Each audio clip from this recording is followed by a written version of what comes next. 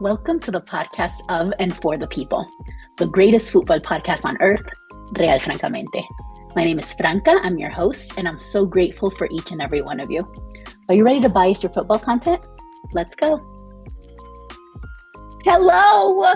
Oh my God, we have our second guest ever, and joining us from the UK. You guys are not ready for everything we're going to talk about today, for all the announcements that we have, and for our illustrious guest, Carlos of Red Condor and Anticonquista, who's joining us in this Colombia kit that you're going to tell us about. Thank you so much. I have loved all of our conversations, and I'm so excited to do this officially on video. So thank you for joining us. Thank you so much, Franca, for inviting me on. And yes, it's super interesting. And yeah, looking forward to the conversation. I can't wait. We also have an amazing announcement to make it shortly. I'll make it shortly because otherwise I'll burst. But first, let's talk kits. So I'm wearing, listen, this is my second guest, and my only kit a guest has worn is a Colombia kit. I almost kicked you off. All right, let's talk about it. No, mine is an MLS kit. I rarely wear them, but this is a sexy black sleek. I think they call it Starry Night. It's one of those promotional things, they make to sell kits and everything like that. Minnesota United, not a team we hate. We hate some MLS teams. Minnesota United could live. Their regular color is celeste, like Uruguay. But this is a cute little MLS number. And tell us about your Colombia kit. All right, so I have a 1987 Colombia Copa America kit, and I just wanted to show this little bit here. I don't know if you know what happened in that Copa America that year between Colombia and Argentina. Do you know? Tell us. You tell us. I believe, I'm not too sure, because I know we didn't win it, but we definitely beat Argentina 2-1. Yeah. And was that in the quarters or the semis? It might be the quarters or the semis, yeah, something like that. So yeah, special Listen, kit. The only thing I would say is that it's super hot here in London today. It's like 30 degrees. And the material, it's like a long sleeve, and the material's like super heavy. So I'm here sweating buckets. But so you literally I had to wear it. You're sacrificing to troll me. That's what you're saying. I'm sacrificing my health in order to troll you. In order to troll. Wow. I mean, no, truly like legendary. Listen, I'm not mad. Historically, Argentina has 16 Copas Americas now. What am I gonna? Y'all have one. There's no contest. But from a kit standpoint, that's amazing. First of all, like from their Puma era, okay. 1987 I would say it's not a legit shirt, so it's a knockoff, but I think it's quite well made. I wore it the other day for the Copa America to like a Colombian match, and the Colombians were like, "Wow, that shirt is so cool. It must be worth lots of money." And I was like, "It's not an original shirt." You should have been like, "Yeah." It's a relic. It's game worn. Imagine. Because it has the little stamp thing from the game like that, you could have gone somewhere with that story. No, listen, the kit market thing is out of control, right? Like, I think whenever possible, get knockoffs. Whenever I have a lot of real ones, and it's just like a toxic trait of mine. But whenever possible, like, it's getting out of control. I don't know if you have seen recent kit prices, but some of them are coming out. They're like $200, and it's we've lost the plot. Yeah. I have a Newcastle. Growing up, maybe we can go into this later. But growing up, I was a Newcastle United fan because of Faustino Asprilla, the famous Colombian forward. And so, I was a little kid when he was playing for Newcastle, and he was Colombian. So I was like, yeah. So it made me support them. And even though I don't support them now, I've always had like a thing for them. for Newcastle, and I bought a classic Newcastle shirt, actually an original one, a few years ago for like, I think it was like £80. And when I say a few years ago, I mean like 10 years ago. And it was like £80, which is, you know, not too bad. And now, like you say, that same original Newcastle shirt is like crazy, like 180 or even 200 Mhm. pounds. So yeah, It's it's a big getting market. crazy. And so like the new ones that come out are expensive. Then you've got the classic ones that are resold for expensive, you know, for a lot of money. And then where does that first of all, how many kids I've let go in my life from childhood that like just it's either like it was donated by my family or whatever, that I'm like, damn, I could have sold those, you know. But also like the accessibility piece that you lose, right? Of like, look, when we were kids, it was virtually impossible to not to afford to like access a kit because it wasn't as common for kits to be sold, especially in South America, right? Now everyone gets at least a kit at some point that you wear to games or like whatever. But where does that accessibility piece go when they cost $200 at the jump? And then, you know, from there, if you get patches and you add this, whatever, like it's getting out of control. So I'm all for Colombia will tell you though, and I imagine this is everywhere in Latin America and in the global South in general, that nobody has a legit kit in Colombia. Even if it looks like it's legit, it's not legit. that's And so true. they make it so well and for like, you know, half the price. So That's so true. I have a side story to tell before we move on. But so Uruguay just switched from Puma, which they've had their whole life because of like a whole mafia thing that goes on with the federation. They switched to Nike. So this is their first time ever playing in Nike kits. But because of all that drama with this like television station that owns the rights to everything and they control everything in like the ALF, but there was so much drama with it that they didn't allow Nike. Like Nike didn't release. There's still no Uruguay kits for sale, legit ones.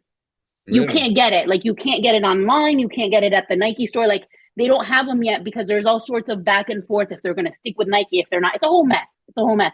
But the second those kits were announced, they hit the streets. So obviously they're being sold. And so Nike, in an unprecedented, I've never seen this. Maybe it's happened and I haven't seen it. Nike had to come out to be like, any Uruguay kits that are being sold are fake because they're not available yet. Like papelon, like what a papelon mundial to have to have that. But to your point, yeah, everyone's kits, like everyone has the Nike kit, but it's literally all fake. And now we can't even pretend it isn't because Nike came out to be like, we're not even selling them. And the fact that they had to announce that they can't be legit tells you that they must be really well made, some of them, Yes, because yeah, they're so well made. They're so well made. Oh my god, I can't. It's too much. So okay. So we can come back to all of those topics if we want to, but let's drum roll, and we need our producer to give us a alarm, you know, like the rap alarm sounds for breaking news because we have a new signing. Real Francamente has been picked up by the anticonquista platform. Who would have seen this coming? That we would join forces. Amazing. I'm so excited. That's why this is like the perfect episode for us to talk football and also to, you know, to make that collab official. I'm so excited. So talk to us about like how you feel about that, how that came about. Like, what are we doing? yeah. So we're like super happy to have you in the Anticonquista family. And yeah, and so you know, from our side, and using football terms as well, we were scouting you. We were. It was actually during the Copa America. We saw the stuff that you were doing around that, particularly the one you were doing with when Colombia and Argentina was going to play, and you had your Colombian friend come on, and so that caught my eye, and I was like, what? And also because we are very nationalistic, both of our countries, you know, Colombia, Argentina, and the rivalry is like, you know, don't even talk to each other. So that caught my eye. in the same room wearing a Colombian Argentina shirt. So that caught my eye, and I was like, wow, okay, what are they talking about? And it's perfect.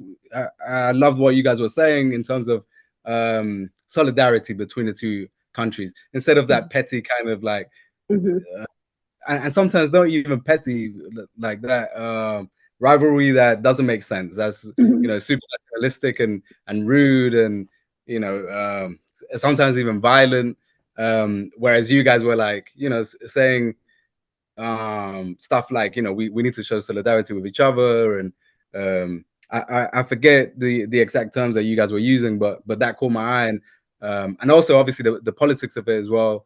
I think one of somebody, who was it? I think it was an Argentinian artist that was performing in Bogota in Colombia like a few days before the match, and he also took out both of the shirts, and he was like, it doesn't matter who wins on whenever it was Sunday, because the Copa America is staying in Latin America, when it's Canada and the US. So it was that same kind of vibe, and so that's what caught our eyes, and then looking from that video, then looking at your other content, we were like, oh right, wow, it's very aligned to what we do at Anticonquista, and that's when we reached out to you and proposed that we work together. I'm so excited. I'm so excited for this signing, for this collab. But for real, all joking aside, and I'm gonna get like a little cheesy for a second, because I've been doing this my whole life, being too radical for most spaces.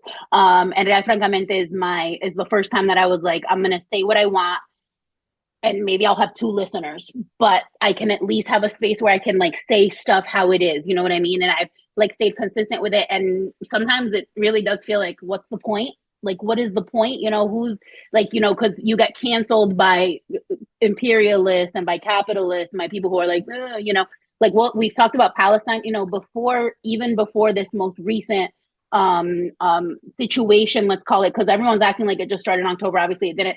I think last June I had an episode in a Palestine kit that was like a supporters group that did it. So like stuff that we've always talked about, right? That other people might be like, there are sporting outlets that you should be neutral.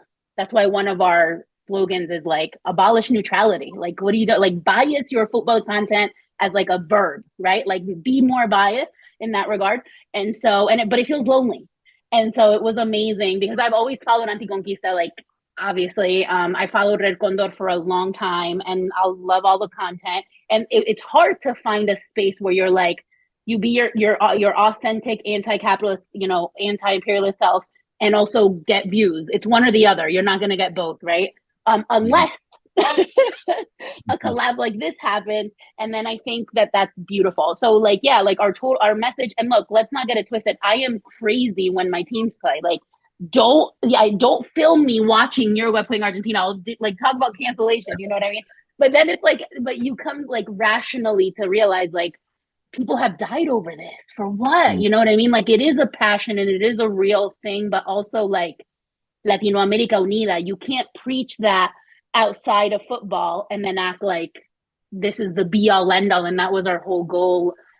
Shouts to Vanessa with that. So I think the stars aligned for us to find each other. And I'm so excited because I love, like I said, everything y'all do on all the platforms. So I'm so excited to join the network.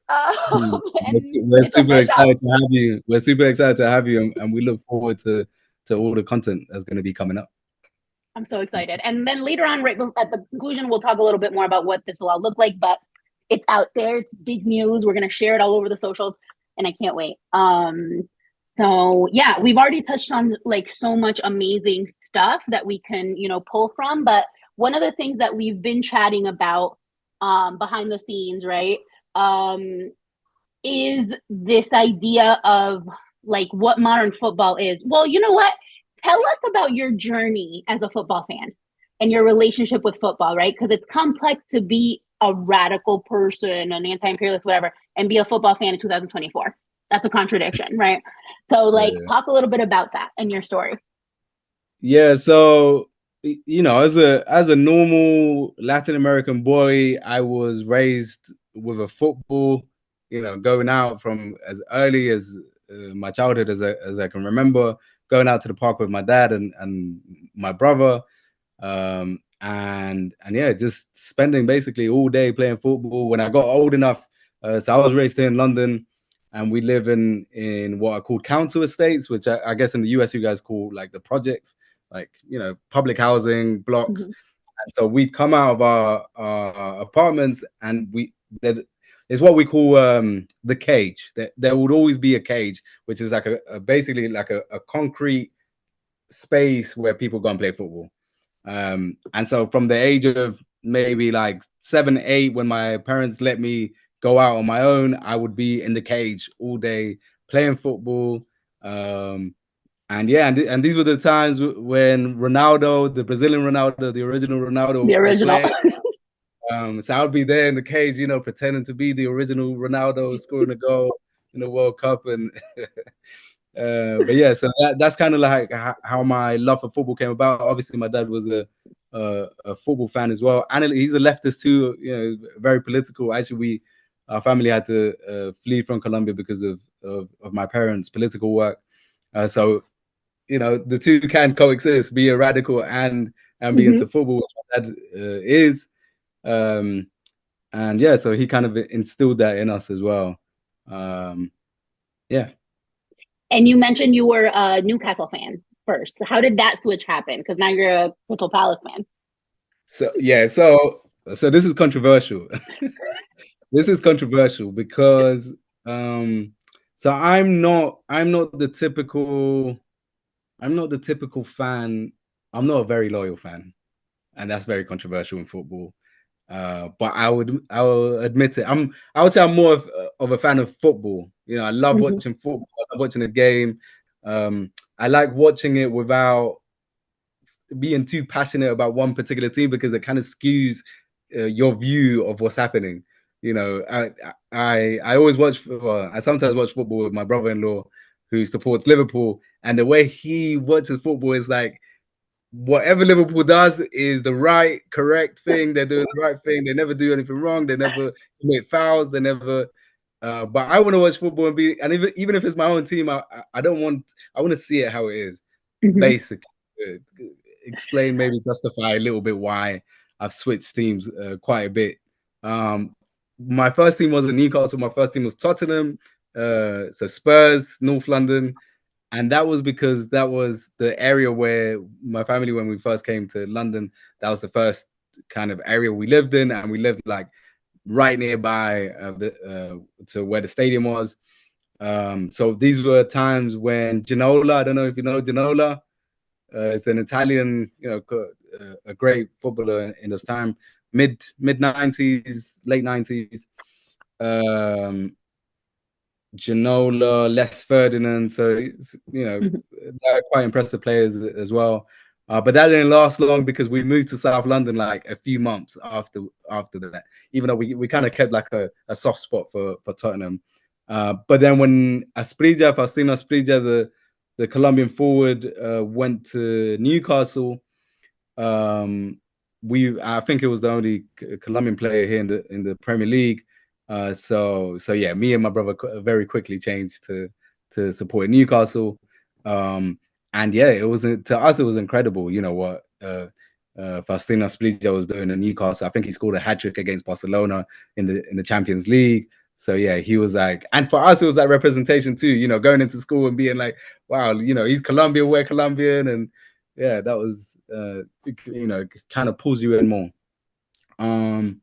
And then after that, for a long time, a period of time when I was in my teens, I wasn't really that much into football, but the majority of my friends around me were like Arsenal supporters. So I kind of what do you call it? Developed a sweet spot for watching Arsenal. You know, and this Yeah, was Arsenal in the early 2000s or mid 2000s, Henry, and their you know, that glory years. very nice football. You know, kind of very similar to the South American football, passing it around, and yeah. So So for a while, I had a soft spot for Arsenal as well. And then after that, I stopped watching football when I was like in my late teens and early 20s.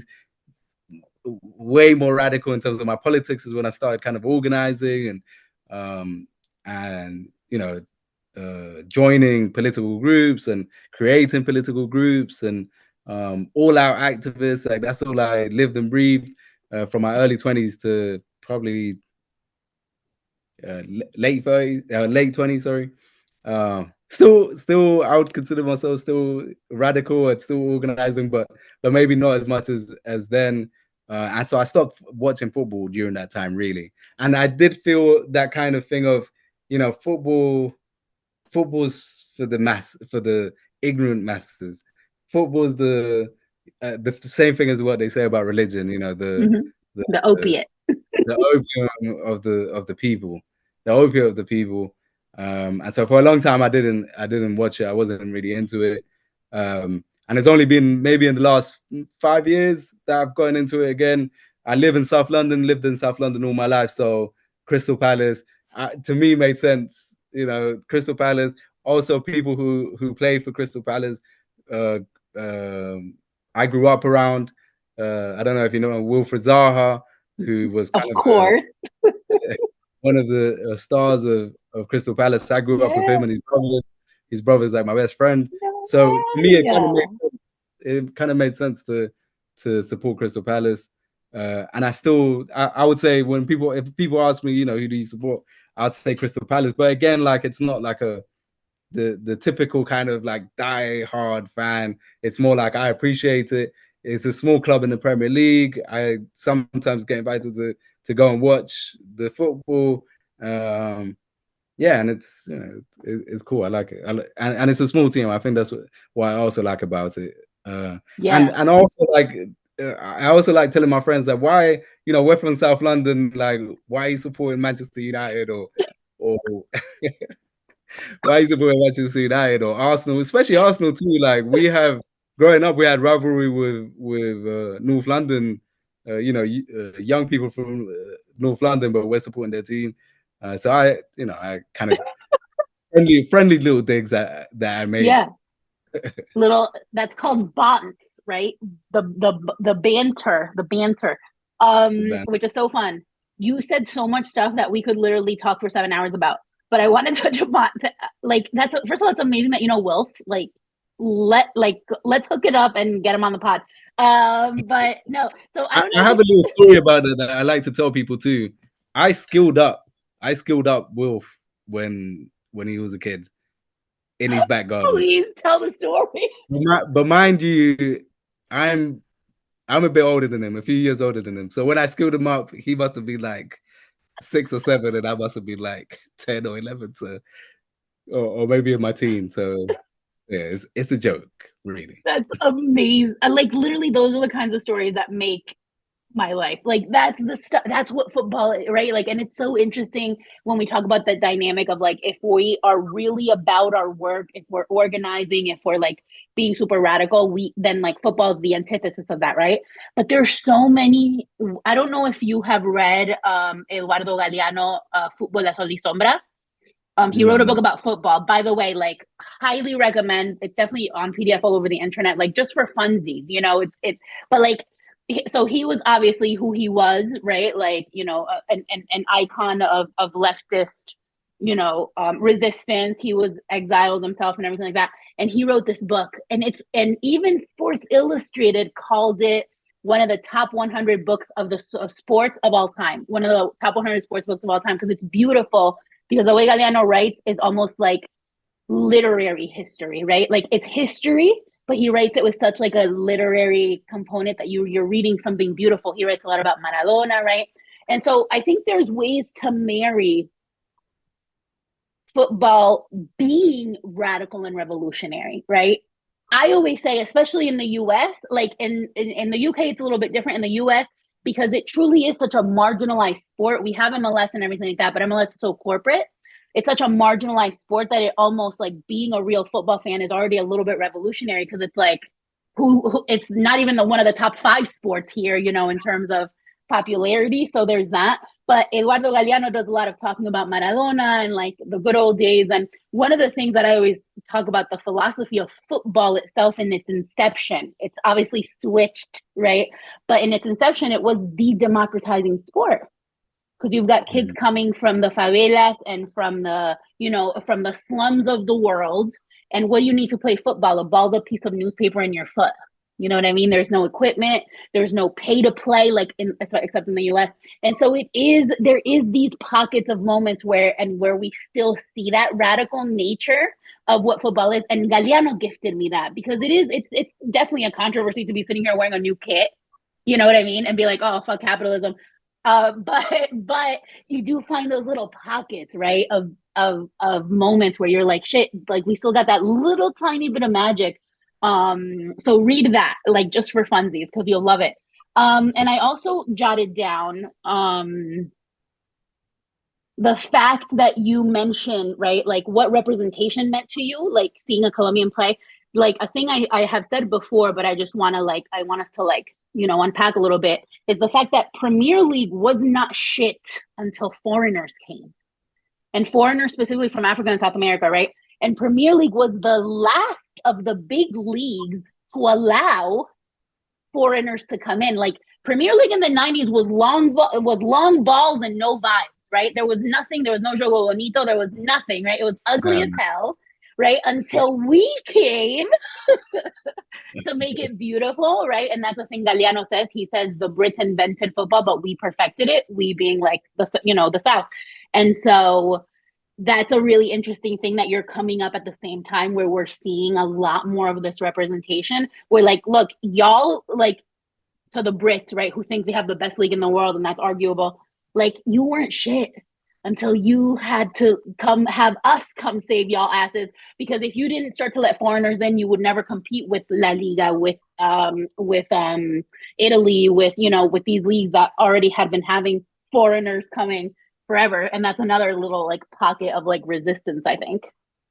I think and the other thing I would add to that too is here in the UK, it wasn't just foreigners either. It was like migrants, the Black Caribbean and Black African community, who a lot of the big players, even before the Premier League, like John Barnes, for example, he was Jamaican actually. And he migrated to the UK, and he was like one of, if not the best footballer for a long time. I think in the 80s and part of the 90s too. And during the time where the racism in football in this country was crazy, but they had to accept Barnes because he was great. He was amazing. And the same thing, as you're saying, actually during the 90s, you see more people coming from abroad, but players coming from abroad, but also homegrown players that were from other backgrounds. I don't know if you know this. There's a documentary by Rio Ferdinand about football, why a certain area of London, South London, develops. I forget the statistic, but it's something crazy. Like a lot of the players that play for the Premier League were developed in South London, and they're often Black kids from working class backgrounds. And so he's like, they're kind of investigating, like, why is that? And it's awesome, like what he finds, like what I was talking about, the cages. These little kids are being raised playing football in terrible conditions, like terrible pitches, concrete pitches, just kind of terrible conditions. So you have to be creative, you have to be tough, you have to be all of these things, and that's what kind of makes some of the footballers in that area of London, and is what makes them really good in terms of then going on to develop in the Premier League. So yeah, of course the football in this country, and I think across the world, depends on people of the global South. Colonized 100%, 100% from the global South, colonized within the like hubs, right, of imperialism that are the UK and the US and Europe in general. And I think that's beautiful. That is such a. I think. Look, we have shouts to our Arsenal fan listeners. Like, so I always say I'm Arsenal adjacent because so many of my like loved ones are Arsenal fans.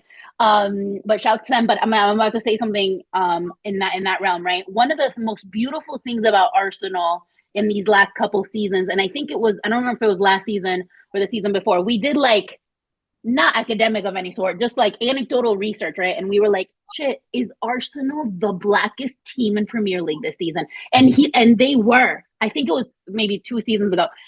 Imagine telling the founders of English top flight football, even before it was Prem, right? Like, you're going to come to a time where your team is 90 whatever % black. Like, they would By the way, not just the players, but also the fan base, the Arsenal fan base is so not just black, but you know,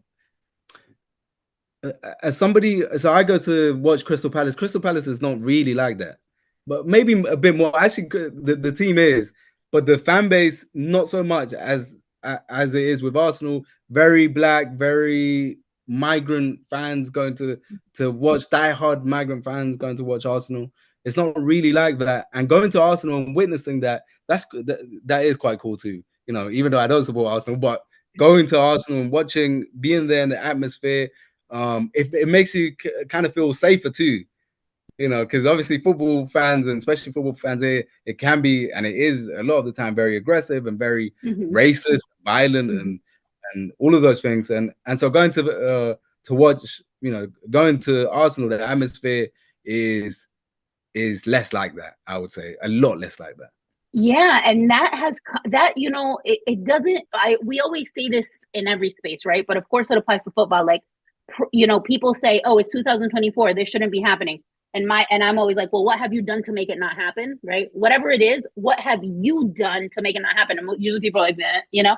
But like football isn't exempt from that, right? Like that came with struggle and fighting and discrimination and people being left off squads. Look, for how long are we going to pretend that Harry Kane is good? Because he's the England sweetheart. I always say, this is so problematic, but I always say. I completely agree.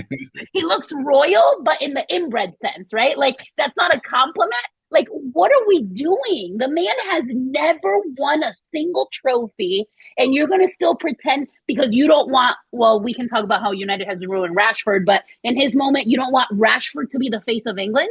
It has to be Harry Kane. What the fuck is that? You know? And so like that came with fighting and with struggle and with people, you know, like suffering. Like it's the fruits of it, which we're still, by the way, not even, as you know, like not even anywhere near out of it. But the fact that we can at least visibly see that, like the just black faces in Arsenal kits. You know what I mean? It pisses off the racists. And I love that. You know what I mean? I love that. I want them to leave and never come back.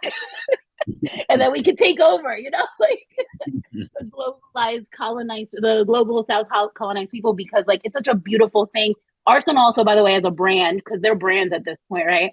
Leans into it with the kits. They just released like a Black History kit. They release all sorts of stuff. They lean into their love for Ian Wright. Obviously, like Henri is so like it's just one example, because I do think there was a period where United was a lot blacker, right? I think Ten Hag is literally ruining that because he's racist, but like that's just speculation. But you know, there's moments and pockets where these teams, like their force is the black players on the team or the you know, the southern the global South players, and I think that's beautiful. I think that is resistance, and it didn't just happen, because that stuff doesn't just happen, you know what I mean? Like and we can, I always say, I'm like, there's that contradiction. Like we can call out all the fascism, all the capitalism has ruined it, and we can also celebrate those little pockets of joy, where if we're pissing off racists, we're doing the right thing, you know? I think that's beautiful.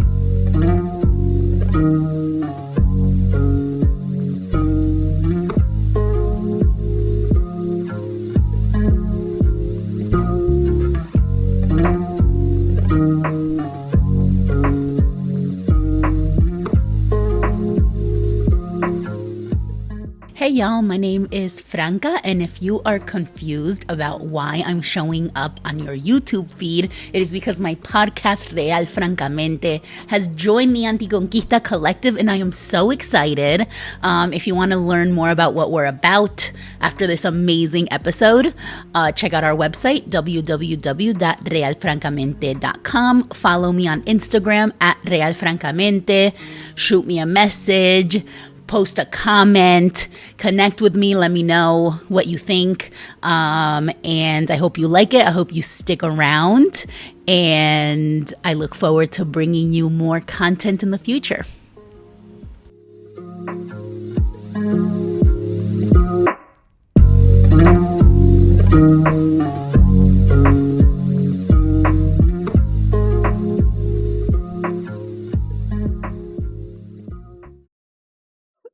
Yeah. And just a quick thing on Harry Kane as well. And I don't know if this is like, I read this somewhere, but I don't know if it can be substantiated or confirmed. But during the BLM protest, I'm pretty sure I read somewhere that his management team told interviewers not to ask him about BLM, or that he wasn't going to talk about BLM. Saying like his views, what is his views on racism or police brutality against Black people, what are his views that his team are blocking any questions about that. Excellent question. And as you say, he's like the face of football here, even though he's like, I mean, he's all right at scoring goals, but like you say, he's not, compared to other players, he's not that great. Like compared to Saka, say, Saka does more for that team than he does. 100%. 100%. Saka should be the face, if anyone, out of this current group. And no, totally. When that happened, and look, we also have to understand that the BLM stuff was super mild. No one, it was super mild. It was super corporatized, right? And at one point it got, I actually think, I don't remember if it was Wilf or if maybe it was Antonio, but I don't remember now who it was. It was one of the players that was like, I'm going to stop doing it. I'm going to stop kneeling because now everyone's kneeling and it means nothing. Was it Wilf? So because it's true, it gets so corporatized, whatever. But and the fact that it was super mild, right? So you're telling me that this meaningless performative thing that everyone's doing is too much for you? Like, no one's saying put your money where your mouth is. They should be. No one's saying go out and march. They should be. Like, just take a fucking knee. It's really not that, just say, I support my Black teammates, whatever the fuck it is. I think he would take the knee, but he was always like, so it's just like, how do people not see that, we're asking for less than the bare minimum and he couldn't do it? No. It's a no from me. And that's, I think that's a great segue to, what modern football is and what, well, we can talk about the Manchester Cityization of football, right? The PSGization. But in general, that's where you're seeing, that's where it gets hard to support. Even teams, I'm a Barcelona fan since birth because historically Barcelona during the Guerra Civil was the freedom team, and obviously Real Madrid was the fascist team, right? So, but how much longer can I defend Barcelona when you're partnering with all this oil money too? You're we're not exempt from criticism. And I don't know, let's go off and talk about that. What oil money and the pepification of football has done to our beautiful sport. Yeah. I would say that, it's existed. I think, before Manchester City, it was to some extent like that too, pouring millions of, I guess it also depends on the league, right? Here in the Premier League, for a while, it's been like that, where teams, it's kind of so unregulated, where the teams could just pour whatever. Chelsea in the mid 2000s, was it? When did the Russian guy come in? I forget. Yeah, it was late late 2010s ish, maybe, in the tens decade. I think earlier than that. I think was it it earlier? Yeah, it could have been 2005, or around that time. that's when you see like even more, and I would say like before that it existed to an extent, right? Like, you know, the big teams pour whatever money they want and they could get whatever footballer they want. But then with Chelsea and now Manchester City, it's to a level that it just ruins the game completely, like you're saying. Manchester City, like it's like a Disney team. It's not like real sport. It's yeah, it's like artificial. It's like watching wrestling. I think we said this in a private conversation too. It's like watching wrestling.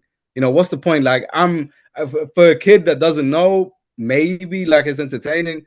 For an adult that knows that this isn't a sport, you know, that things are scripted, it's a bit weird to watch it, to me, you know. And I'm sorry to anybody who does enjoy that kind of sport. But to me, I like to watch sport where there's jeopardy, there's real jeopardy, you know, where the two teams coming together and at least have equal chance to win. Like watching a boxing match, for example. I think maybe that's why people like to watch boxing, because, you know, it has that, like, you don't know who's going to win. Anybody could win. It's up for grabs. Watching Manchester City is the complete opposite of that. You know they're going to win with football that, in my opinion, some people like it. I don't. I think it's like very mechanical, very sterile, very and obviously all teams use strategy, but it's like strategy to the point where it leaves no room for freedom for the player to kind of be creative, to do their own thing and show us a bit of magic, which is also, as a South American, is such a big thing for us. Like the being spontaneous and doing something crazy that, you know, your opponent wouldn't have, you know, your opponent didn't think that was possible, that you would do that. Obviously, Maradona comes to mind, but that's what Manchester City has taken out of the sport. You know, it's just all sterile, it's all mechanical, robotic, soulless. You know, they're going to win 1 or 2-0. They're not going to thrash anybody. They're also not going to thrash. They're not going to beat people 5-0 or 6-0, because after 2-0, the strategy is you close up. And it's boring. It's horrible. It's horrible to watch. I have this conversation with my friends when we go out to football to watch the football, and a lot of them disagree with me. They think, you know, Manchester City is incredible, Pep is incredible. I don't. I think it's just money. You know, of course, if you buy all of the best players in the world and you have the best manager in the world, you know, it's basically scripted. They're gonna win. Of course, they're gonna win. So, okay, there's so many things. First of all, I need t-shirts that say Manchester City is a Disney team. Like, literally need to make t-shirts. That was brilliant. But it's so true. And so it's interesting, right? Because I think one of the things that is anti-Manchester City is like the Jogo Bonito, right? The Jogo Bonito in its inception, right? Which Brazil started.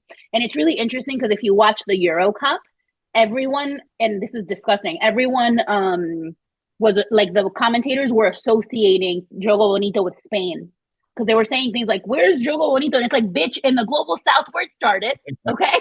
Like, it's not missing from Spain because it was never there, for starters. But secondly, so like, again, I do appreciate Pep. This is a disclaimer from his Barca years. I do think he's brilliant. I think he's a brilliant mind, and you can't. That's just facts, right? However, everything you're saying, that he has a team of robots. I've always said this, like, Manchester City has a team of robots. So obviously this year I was rooting for Arsenal to win the league because no one else came close.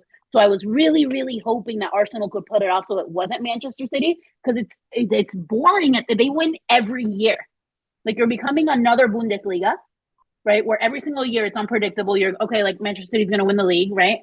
And what that does, like, in terms of Pep, I would like to see Pep manage Crystal Palace and see what happens, because I think he's incredible too. But of course, you're incredible if you're managing Manchester City. But right. I want to see what you can do with Crystal Palace or Brighton or a smaller team. You know, no, 100%. Oh, how incredible you can be in a more fair way. I don't know. Yeah. No, 100%. So that's actually something that my dad says a lot. Like, so you're like, and he says that a lot. He's like, I'd like to see him manage a small club. But another thing he says that I think is relevant here, right? Which sometimes I fight him on only because he's like too like purist about it. And I'm like, just enjoy it, you know? But like, it's true, right? He goes, there should be, in addition to the score that shows up on your screen, right, on TV, there needs to be another counter of how much each team is worth that's playing right now, right?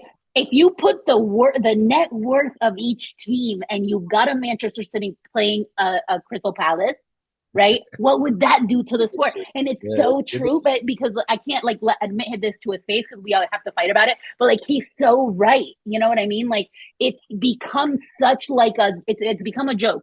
Now I do always also say that football's not logic, so yeah, on paper, Manchester City should always win. The reality is sometimes there is a Cinderella story, right? A small team can beat City. It happens, and that's why sports are sports. But it's true that it has become just this like it's plastic. It's plastic. He's got a team of robots, and that's where the money comes into play because, like, okay, the players are human, people get injured, whatever. But whereas a Crystal Palace, if you lose a Wilf, you're like, who do you replace him with? Right? Like if Manchester City has a massive injury, they've got three more behind them that they can put in, and that is just as good. And that's where the money comes in. And it is By the infuriating. way, something that needs to be said too is that it's not just Manchester City either. Even though theirs is ridiculous, the money they spend is ridiculous. Yeah. But Arsenal's not too far behind. Chelsea, I think Chelsea, I forget how much they spend, but billions on their team, even though they're shit. Even though they're shit, that's even though they're shit. But so yeah, it's not just Manchester City, and the football's horrible too. And so it's horrible. Not just Manchester City; it's a lot of the big teams. Probably the majority of the Premier League is like that. But then you see the smaller teams like Crystal Palace. You see that they do develop a lot of their own players too. Mm-hmm. Eza, who got called up for England, for example. Mm-hmm. Great. Southgate didn't play him much, but he's a great player, amazing player. So there is still room to grow your own team. And also, by the way, those players that come up through the academies and stuff, a lot of them also tend to be that the nice, flary players as well. Eza with his tricks and what we were talking about, that kind of the football that isn't mechanic, that you don't know what they're gonna do. You don't. Right. Yeah. So yeah, there is that too in the Premier League. Like there's a bit of the two things, right? The pouring the millions, 100%. But some of the younger, the smaller teams that do develop their players and also Manchester City, for example, Palmer, Cole Palmer, they let him go. And he look at the way he plays, but because he doesn't fit into that Manchester City system, right, that is mechanic and what we're saying. Cole Palmer's game is more flary. Like if you see him play, he's kind of South American kind of style, like very spontaneous football.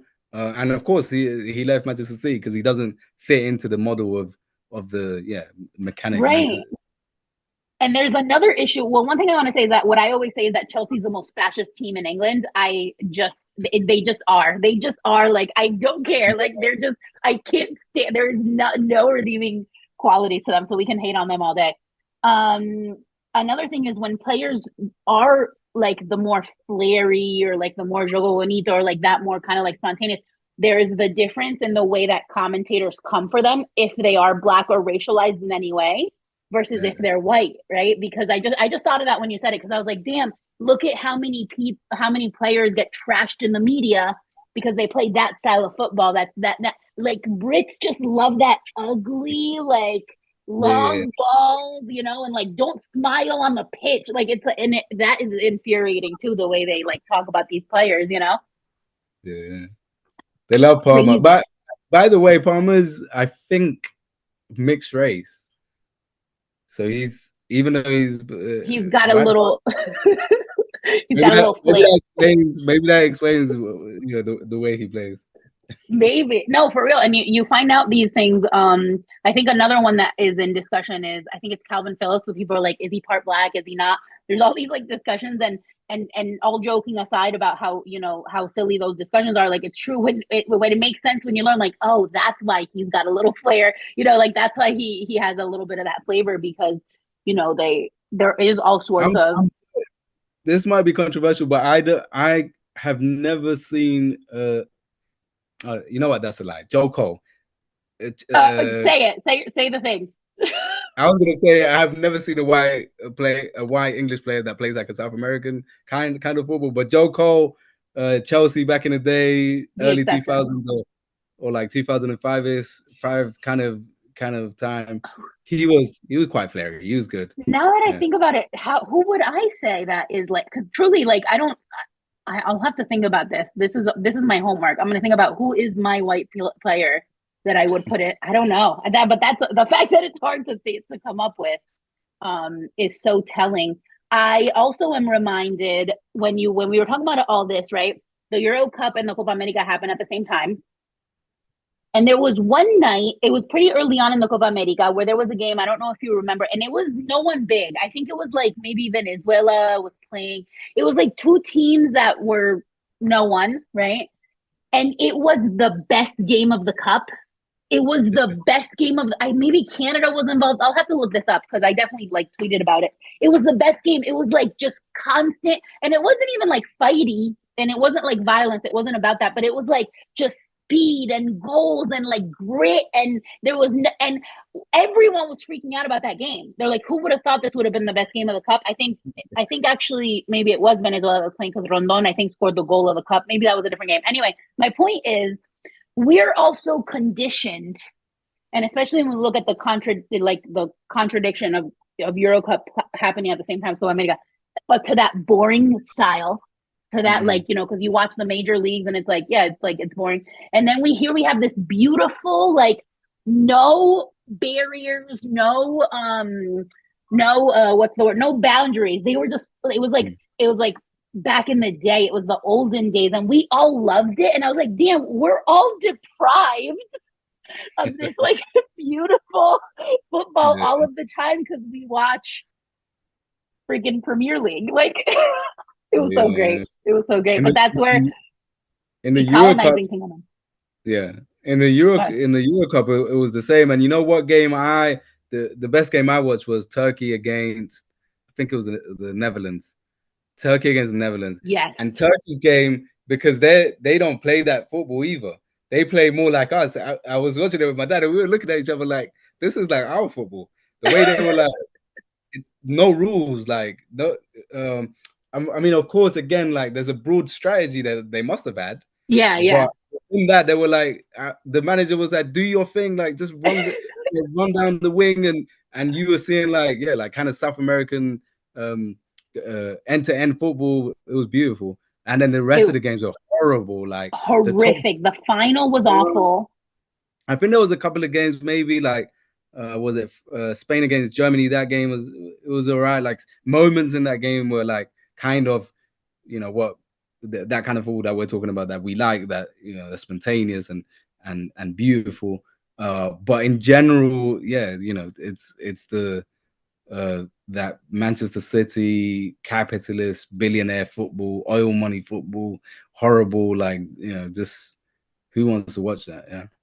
No, that's the thing is that like, and one of the biggest things is like get money out. I obviously realistically I understand it's not going to happen, probably not in my lifetime. We have to assume it will someday, the revolution will come, but for now, it's not going to happen. But we can find those little pockets, right, of resistance, and like I've been saying. And so this reminds me too, the people that glorified that billionaire football. Like I was actually in a cab in London. I don't remember if I told you this part. I think I told you about part of this. So the driver was talking to us about football. He played for Tottenham, he said, and he was just raving about Tottenham's new stadium. So like in my whole vibe is like love football, hate capitalism, right? So, but I didn't say that. I was just like I had to be a normie. And so I'm just letting him talk. And he was like, oh, the new stadium, it's amazing. You could do this. You could rock climb. And they're finding so many ways to bring in revenue. And I'm thinking like, this man is glorifying the very thing that has ruined the sport. And I left my body.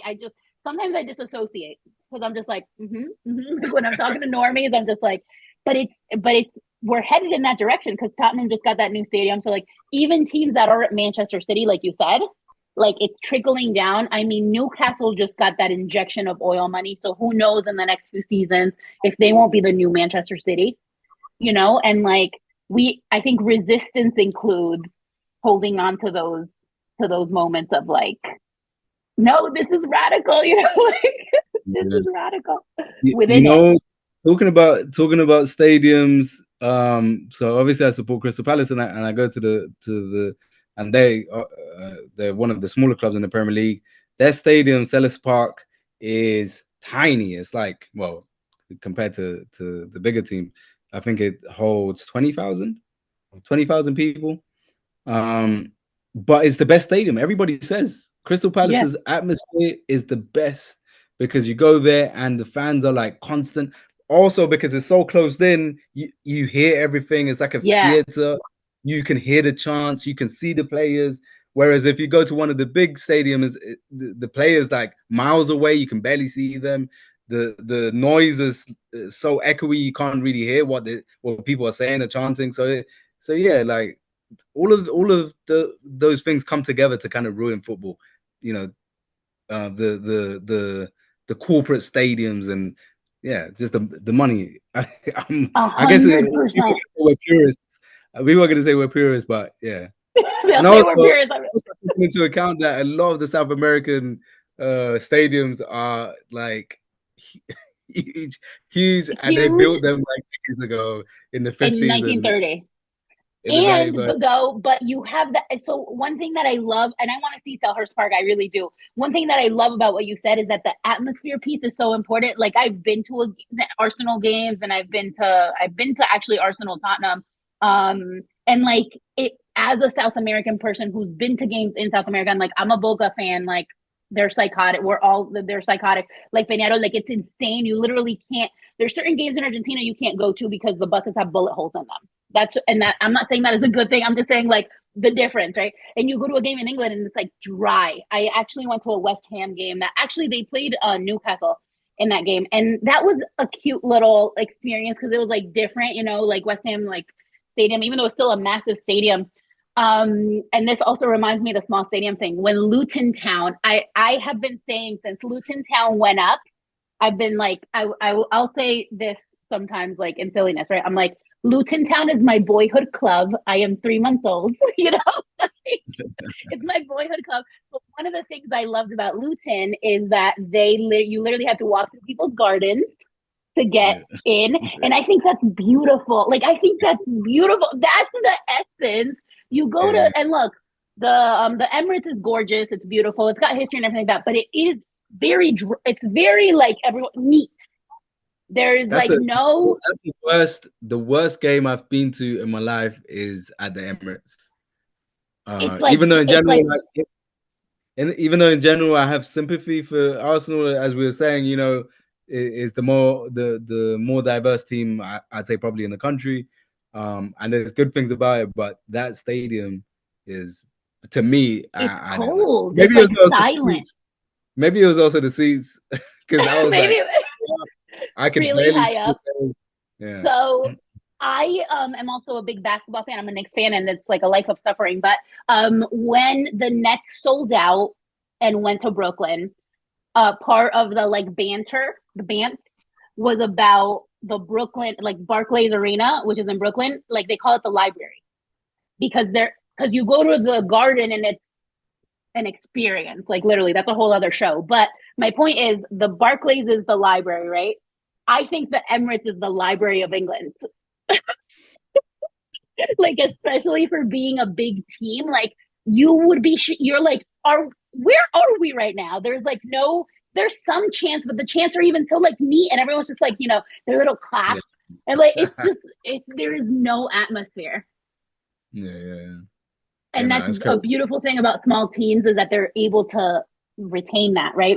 And to segue into, because I don't want to end today without talking about Bielsa a little bit. to segue into the atmosphere piece, right? With South American football, one of my claims to fame is that people, through being connected with me and my podcast, are decolonizing their football and watching more South American football, right? Which I think is beautiful. And to that end, we've got one of the biggest names in football, because you can't say he isn't, right? Bielsa, when he brought Leeds up, I mean, in Leeds, he's a hero, right? He brought Leeds up. He is in his coaching tree is insane. Pep looks up to him. Like every single big name coach has something nice to say about Bielsa, right? Yeah. I have my little like picture of Maradona that we talked about before we went on air. And I think, and this is just like in my life, like there are two figures that we look up to, and it's Maradona and Bielsa. Like in my house, those were the two household names. You know what I mean? I think Bielsa is like the last of a kind, right? We just were talking about this press conference that he did. I can't think of another figure that would have gone like all in like that, calling out the US, calling out the FBI, FIFA Gate, calling out the money in football. Like he went wild and it left. And again, unfortunately, it was after a loss to Colombia. But it was like I think it unleashed a whole thing, a whole subset of like this underlying. It was very Maradona-esque, right? Of like Maradona said shit like it was, and you couldn't shut him up. And I think Bielsa, in a different way, because he is the opposite of Maradona in terms of temperament, because he will not raise his voice. He'll call you usted the whole time, but he's throwing bricks, you know what I mean? Like intellectual bricks. And so, I don't know, like talking about the importance of South America in that realm, right? Like of having these figures, like figures like that don't come from England. Figures like that don't come from Italy. I mean, Italy is like the Latin America of Europe, but you get what I mean, right? Like that, like hot blood, like willing to put everything on the line. I don't know. Like I think that's another thing that drives us, right? And our passion. The southern Italians, yeah. Yeah, the Napolitanos. But what do you think? Talking about Bielsa, talking about Maradona. You know, I was telling you at the beginning that I kind of fell out of love with football for quite a long time, and actually, when I would say it was when Bielsa brought Leeds back into the Premier League that I was drawn again more to football. And there's two conversations. I think one is his views that are super important and leftist, and kind of like obviously align with our. I'm not really sure of his politics, politics too much, but for, the bits that I've heard of, as you were saying, he's super critical of what happened in the US with the Copa America and all of that stuff. But instead of in terms of just football, what we were talking about earlier, that football that isn't about waiting and mechanical and thinking about the score. No, it's football for football, because football is beautiful, and that's the football. And you should have seen English people here, even though, like you say, they love the long balls and all of that. But when Bielsa had Leeds, everybody was watching Leeds. And everybody was like, wow, even though this isn't the football that we're used to, and this isn't the English kind of football that we like, everybody was watching Bielsa's Leeds, and it was great. It was amazing. It was like the again, bringing back that jeopardy. Like, you don't know what's gonna happen. They could get thrashed like 4 or 5-0, or they could beat Manchester City or Manchester United or one of the big teams. And that's what we love about the game. Like, you don't want to know the score before you've watched the game. You want to go into the game thinking anything can happen right now. Like, this is gonna be fun. And everybody was tuning into Leeds. And so it was around that time that I started watching it more, getting into it more. Wanting to see that kind of like, oh shit, I don't, you go and you don't really know what the score is going to be, and it was amazing, and the press conferences as well, like going off like against the rules and against the authority, like saying things that other managers are too scared to say, or not tiptoeing about around certain things. They're super interesting, super exciting to watch. And as you're saying, like reminiscent of Maradona, what Maradona did in in Italy, and now he's a god in Italy. Everybody loves him. Is what Bielsa did in terms of being a manager and being like, you know what? Sometimes it's not about the score. Sometimes it's not about winning. It's about the football. Like, is it nice? Is it like entertaining? Is it worth watching? And I think that's what Bielsa brought, like beautiful football, spontaneous football. Yeah. He's like a breath of fresh air, I think. And I can't be prouder. I mean, obviously, like the fact that he's Argentinian, but he's coaching Uruguay. Like that's literally my whole identity, right? But like the fact that he is one of ours, like right in the Patria Grande sense, is so like it's such like a moment of pride. Because look, the Premier League, we were saying before, took so long to let foreign players play, and it still to this day discriminates any foreign manager. Like Yeah. I think Arteta, obviously like Pep is the exception because he has all the money. I think Arteta is great and he is Pep's son. That's my whole thing is he's Pep's son.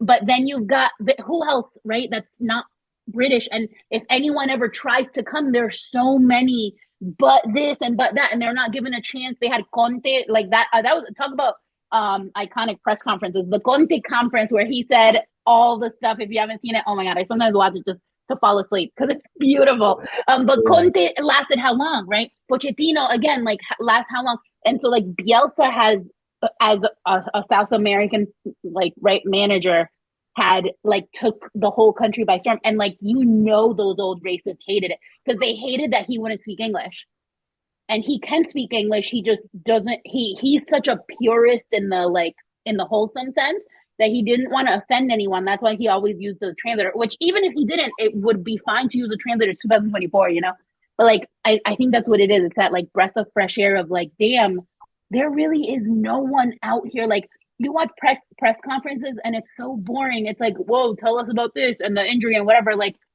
no You one know, gives a fuck. Like, what's telling as well? What's telling about what Bielsa did here is that even though, so I think they fired him because there was like a bad run of form, but the fans didn't. Not at one point did they turn against him.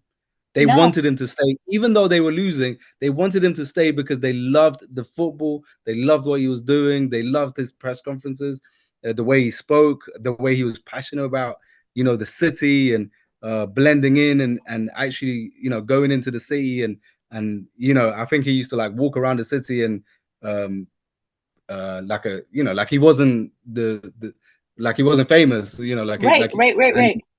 and trying to fit in with the people and working class people. And so yeah, it's not always about the score or about that kind of success. It's about the actual football. What kind of football you playing and the spirit of it, the atmosphere. And yeah, he like not only I think the people that were the saddest to see him go were the staff, right? Because he would always make sure that like they were included, whether it was like the cooking staff or the groundskeepers, or like whatever. Like I think those were some of the best stories that came out of like how much the staff loved him because like he's just a regular dude. Like now in Uruguay, he just takes the bus. He takes the bus. I don't. He might own a car, but he doesn't like really use it if he does because he just like takes the bus to practice. You know what I mean? And like that shouldn't shock us. It shouldn't shock us, but it does. What? The image of him that I always have in my mind is him sitting on a bucket. Yeah. I don't know if he still does that. He still does it. He still does it. They actually they made a gnome. Yeah, no, that was the thing. I don't know if you saw these, but they made a gnome, like like garden gnomes, and it was Bielsa sitting on a bucket. Like they did a whole like thing because that's how. And like he genuinely is just. You could tell it's not performative too. Like it's literally just like his whole trajectory, and everywhere he goes, he's loved. The Newell's Stadium is named after him. Like everywhere he goes, whether he wins championships or not, he did for Newell's. But he doesn't always win a championship. But like things like bringing leads back up, that kind of stuff. Whether he does that or not, he's just loved wherever he goes, and I think that's so telling. I think that is almost a little bit to compare him to a politician, not, but like I think it's a little bit like why Pepe Mujica is also widely loved. You know what I mean? There's like an authenticity piece. They're just like regular dudes, like not pretentious, not like, and by the way, Bielsa is definitely a leftist. Yeah.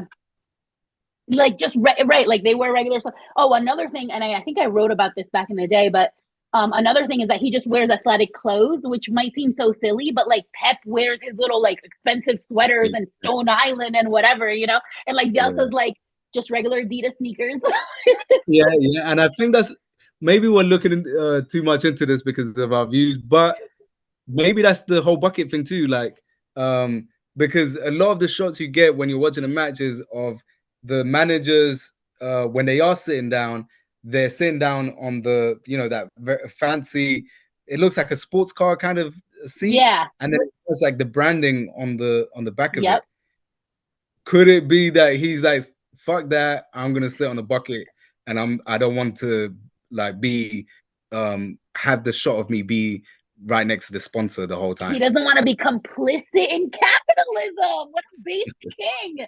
No, but like, for real, I think that's actually brilliant because when he like whatever he wears is just like whatever the team warm-ups are. He like he's very conscious to not as much as possible, and we know that already from like his family's like views and everything, definitely like anti-dictatorship and everything in Argentina.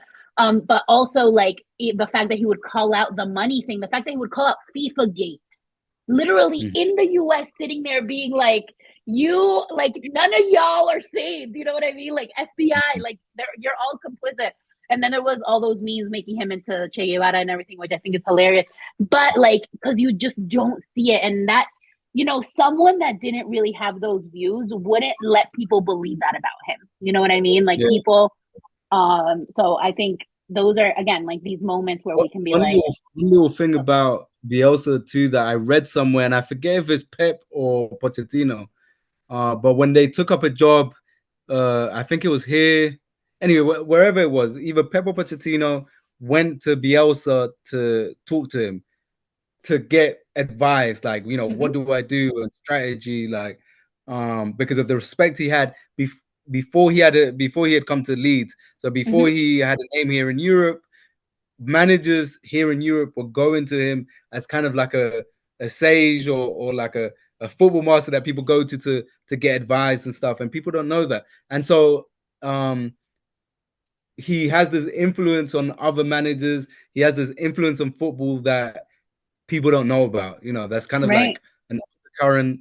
So he's like super influential.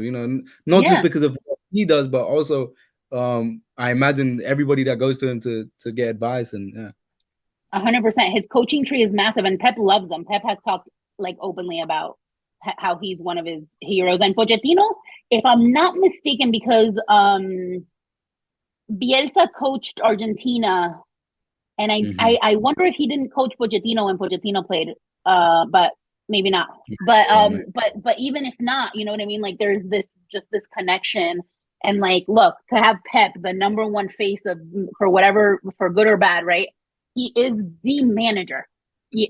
Like there's not another name at that level, right? In terms of that like capitalist football, to have him look up to Bielsa, like that's a feat.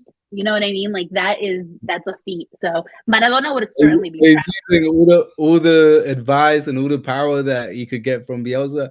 He's, in my opinion, using it for the wrong reasons. Like for sure, 100%. Applying it to a horrible way of playing the game. Yeah. Okay. Counterpoint on his person. He's Catalan. And so, like, I think there's like actual evidence of like him being a separatist, if I'm not mistaken. I don't remember if there's actual evidence, but which is a good thing. But his daughter is going to like all of the Palestine marches, and she like posts about Palestine and stuff like that. So in my Disneyland world, he is radical. He just doesn't say it because that's how I sleep with myself at night. And he raised his daughter like that. I hate Manchester City so much, and he is Manchester City, I so know. I there's know. just It's okay. no, You don't there's have to just agree. nothing about Manchester City that I like. No saving grace. I got it. I got it. That's fine. I'll allow it. But I would love to see him like manage a smaller team and see what happens. Agreed. And talking about Flair and stuff, like he came up with Jordan Cruyff when he was managing and stuff, and obviously like the whole football in Barcelona is based around that style of football, which is Exactly. the football that we like, It the kind of was football. called total football, right? Like back in the day. And I think that's another like thing about Barcelona that has this fire of of having been the team of liberation under the dictatorship, but then they have this history. Cruyff was another king of, like, I mean, obviously Maradona looked very much up to Cruyff. Like, he was another Mhm. king of, of like of values. At least he had values.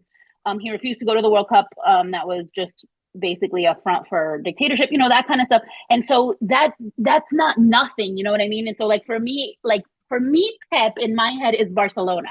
He's not Manchester City. He's Manchester City now. And so that's where I have a little bit of a soft spot, because there is that total football that like also did change the game, also because of foreigners. But yeah, we can agree to disagree on that.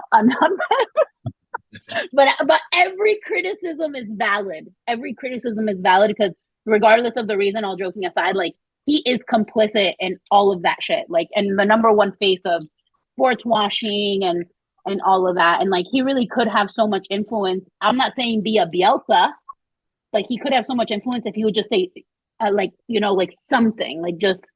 But Mhm. he has I would to. add that like outside of football, I don't know like what his politics are. I'm not too sure. And like you said, I think he is, um, you know, uh, well, I don't know if it's a separatist, but definitely, I've seen him like support that cause to some Yeah. extent. I think. Um, but apart from his views and stuff, the football. The football that he plays, another criticism that I have of Pep is how, I don't know how you see it, but it seems very authoritarian. Don't you think? Like he wants the player to do exactly what Pep Okay. wants. Yes. And No, at you're right. halftime, he'll, if somebody's like stepped out of line a little bit, he'll go and put his arm over the shoulders and be like, oh, a good example of that was when Haaland, I think, had scored 2 goals in the first half. So, and Manchester City was winning like 2-0. And at halftime, he went and put his shoulders around Haaland, and Haaland, they were having a conversation, and they had and Haaland kind of pushed him away, and they had like a bit of an argument. And it was like, I think he was telling them like he stepped out of line or he did something that he shouldn't have done, but he scored 2 goals. He scored Like, 2 goals. Yeah. No, 100%. I see that for sure. It's authority. It is definitely a control thing. Even when you see like when they did like a documentary and you see him in the locker room, like he's insane. He like breaks up. Like you could. He's definitely. I will concede that he's authoritarian and it's like impressive. It's impressive too. It's yeah. impressive too. Like the control and but but yeah, thinking about the football that we were talking about, that kind of free, spontaneous kind of, let's see, like the Maradona type of football. Um, that's not the conditions that kind of football is going to thrive in, is it? Is Right, no, right. No, 100. Maradona and Pep would not have gotten along, like, and probably in any sort of interaction they had, definitely didn't. Very, very different vibes. Even though they did, Maradona had his stint at Barcelona, so who knows? yeah, But yeah. Oh my God. So like we literally, first of all, we could talk for 7 hours. Literally, you realize this, right? We have to do this again. I hope you know that I know you don't like cameras, but we're doing this again because there's so much to unpack. I'm putting you on the spot right now. No, but there's literally, this has been amazing. We're gonna like, well, we can tell the listeners too that they should look out for more content from us written in the written form, right? Because we're working on some stuff.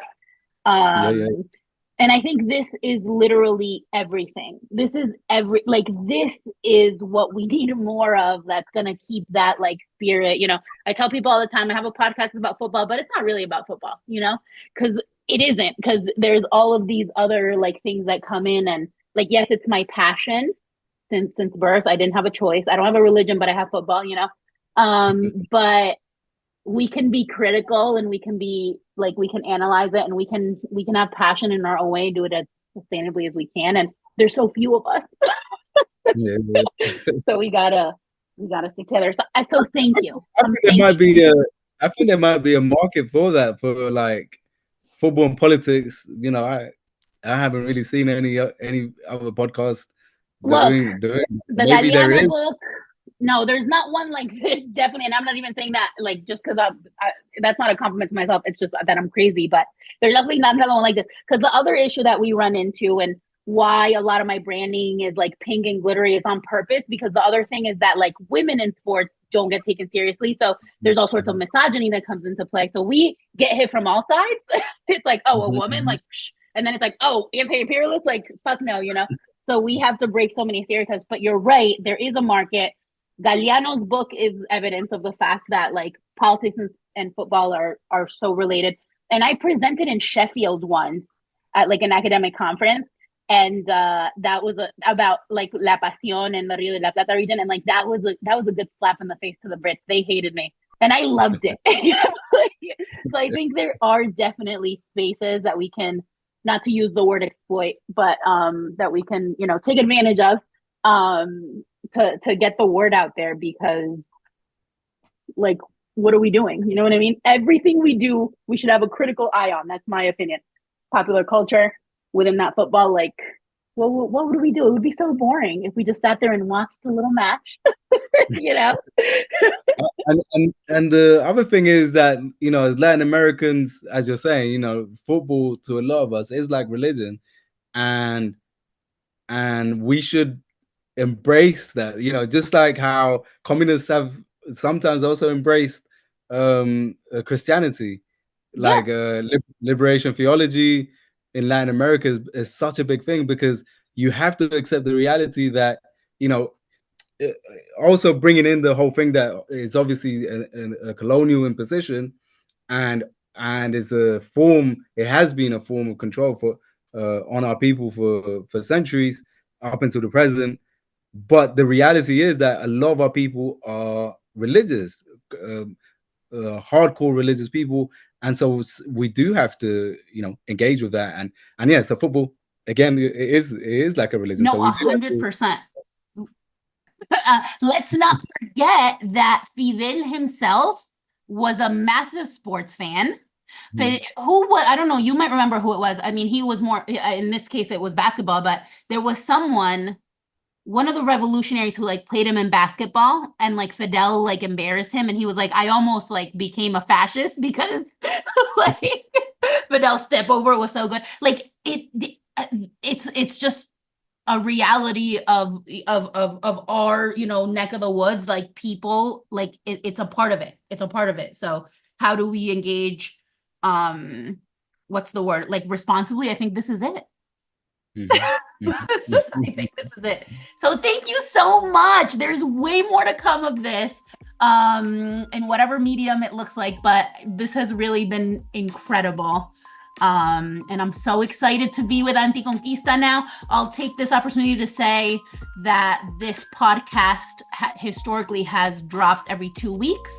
Now it's going to be on Anticonquista. I think it's going to drop once a month, but I have other stuff up my sleeve. So there's going to be other content for Anticonquista that we do on socials, on the YouTube. So you will get tired of seeing my face, y'all. We look forward to whatever you drop. Thank you so much. You're amazing. You're so awesome. Follow what do we want to drop? Definitely the @ right for Instagram. Follow @Red Condor. and at anticonquista. We'll put all this in the show notes, y'all, so don't worry about it. But let's get connected. There's so few of us that the more we, we're stronger together than apart. So follow us on all of the YouTubes for Anticonquista, for Real Francamente. Check out our website. Listen to us on Apple Podcasts. Leave reviews only if you like us. What else do I have to say? Follow Real Francamente too, right? At Real Francamente. And we'll keep the convo going on the socials. Thank you so much. Thank you.